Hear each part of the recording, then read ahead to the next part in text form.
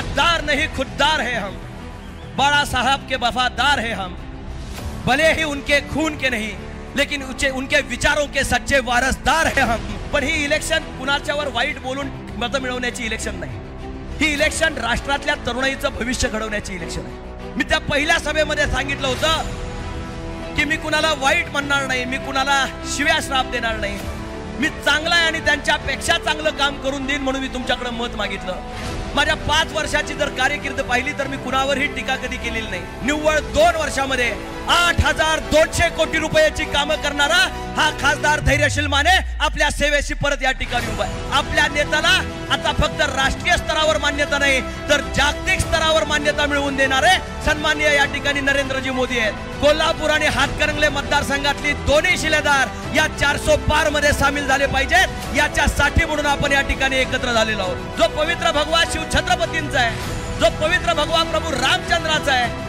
तो भगवा पुढे घेऊन जाण्यासाठी म्हणून मोदी साहेबांचे हात बळकट करण्यासाठी म्हणून एकनाथ शिंदे साहेबांच्या नेतृत्वाखाली आम्ही या ठिकाणी चाललेल्या वारीमध्ये सामील झालेलो आहोत।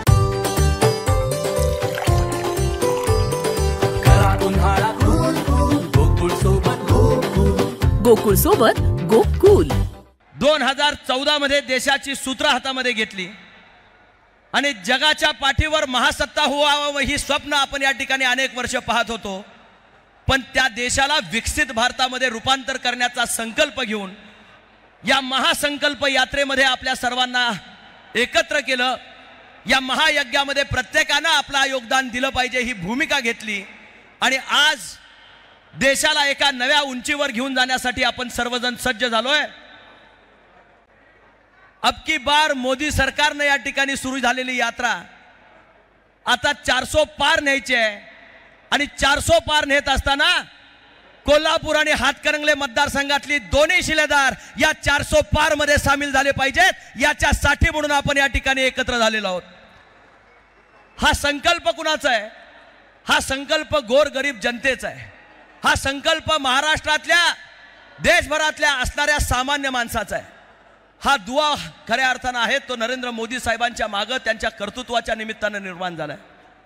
एका सामान्य कुटुंबामध्ये जन्माला आलेला मुलगा कोणतंही पाठबळ नसताना, कोणतंही पाठीमागे राजकीय बलस्थान नसताना एक निष्ठेनं राष्ट्रप्रथम म्हणून या ठिकाणी कामाला लागतो, देशाच्या कानाकोपऱ्यामध्ये जातो आणि आपल्या विचारानं, आपल्या वाणीनं, आपल्या कर्तृत्वानं हा संपूर्ण देश एक करतो। देश नुसता एक करत नाही तर एक संघ पुढे घेऊन जाण्याचं काम करतो आणि आज जगाच्या पाठीवर जेवढे देश असतील त्यामधला आपल्या देशाचा आपला नेता एक वेगळं आढळ स्थान या ठिकाणी देशामध्ये निर्माण करतो। जग आपल्याकडे अपेक्षेने पाहतो। आपल्या नेत्याला आता फक्त राष्ट्रीय स्तरावर मान्यता नाही तर जागतिक स्तरावर मान्यता मिळवून देणारे सन्माननीय या ठिकाणी नरेंद्रजी मोदी आहेत की ज्यांनी देशाला या ठिकाणी एक वेगळं लौकिक जगभरामध्ये या ठिकाणी निर्माण केलं। मी असेन, संजय दादा मंडलिक साहेब असतील, आम्ही दोघं या ठिकाणी शिलेदार आहोत या विचाराचे, पाईक आहोत या भगव्याचे। जो पवित्र भगवा बाळासाहेब ठाकरे साहेबांनी आमच्या खांद्यावर दिला, जो पवित्र भगवा शिव छत्रपतींचा आहे, जो पवित्र भगवा प्रभू रामचंद्राचा आहे, तो भगवा पुढे घेऊन जाण्यासाठी म्हणून मोदी साहेबांचे हात बळकट करण्यासाठी म्हणून एकनाथ शिंदे साहेबांच्या नेतृत्वाखाली आम्ही या ठिकाणी चाललेल्या वारीमध्ये सामील झालेलो आहोत। ही वारी जगन्नाथाची वारी आहे, हा रथ जगन्नाथाचा रथ आहे। धैर्यशील काय काम केलं याचं उदाहरण आपल्याला या ठिकाणी सांगेन। या काळामध्ये ज्यावेळी मी सुरुवात केली अशीच मोठी सभा होती आणि महायुतीची सभा कोल्हापूरच्या मातीमध्ये या ठिकाणी निर्माण झाली। मी त्या पहिल्या सभेमध्ये सांगितलं होतं की मी कुणाला वाईट म्हणणार नाही, मी कुणाला शिव्या श्राप देणार नाही, मी चांगला आहे आणि त्यांच्यापेक्षा चांगलं काम करून देईन म्हणून मी तुमच्याकडे मत मागितलं। माझ्या 5 वर्षाची जर कारकीर्द पाहिली तर मी कुणावरही टीका कधी केलेली नाही। मी करत असताना विधायक काम माझं ध्येय डोळ्यासमोर ठेवून, माझा परिवार म्हणजे माझा मतदारसंघ हे डोळ्यासमोर ठेवून मी काम करणारा एक कार्यकर्ता आणि मी उद्याची येणारी पहाट या मतदारसंघामध्ये विकासात्मक आणि रचनात्मक कामाची असली पाहिजे। या देशाला दिशा देत असताना प्रधानमंत्री मोदी साहेबांचे हात बळकट करणारी असली पाहिजे। राष्ट्रीय प्रवाहामध्ये माझ्या मतदारसंघाला सामील केलं पाहिजे। जे काही या राष्ट्रामध्ये या ठिकाणी घडत आहे त्याची एक पंगत माझ्याही मतदारसंघामध्ये बसली पाहिजे, याच्यासाठी अहोरात्र प्रयत्न करणारा मी कार्यकर्ता आहे. आणि मला अभिमानानं सांगावंसं वाटेल की मागच्या वेळी मी ज्यावेळी उभारलो त्यावेळी एक नवीन उमेदवार होतो, एका तरुणाला आपण संधी दिली. आज मी ज्यावेळी खासदार म्हणून 5 वर्ष काम केले, 3 वर्ष करोनामध्ये निधी आला नव्हता, निव्वळ 2 वर्षामध्ये 8,200 कोटी रुपयाची कामं करणारा हा खासदार धैर्यशील माने आपल्या सेवेशी परत या ठिकाणी उभा आहे. हे सेवेचं व्रत आहे. हे आई अंबाबाईनं या ठिकाणी आमच्या खांद्यावर दिलं आहे. कुठल्या दिशेला आपण जातोय, मी मागच्या वेळी ज्या दिशेला गेलो होतो त्याच दिशेमध्ये आज आहे. मी कधी दिशा बदललेली नाही. मी मागच्या पंचवार्षिकला सुद्धा महायुतीचा उमेदवार होतो. नरेंद्र मोदी साहेबांना पंतप्रधान करण्यासाठी मत मागत होतो.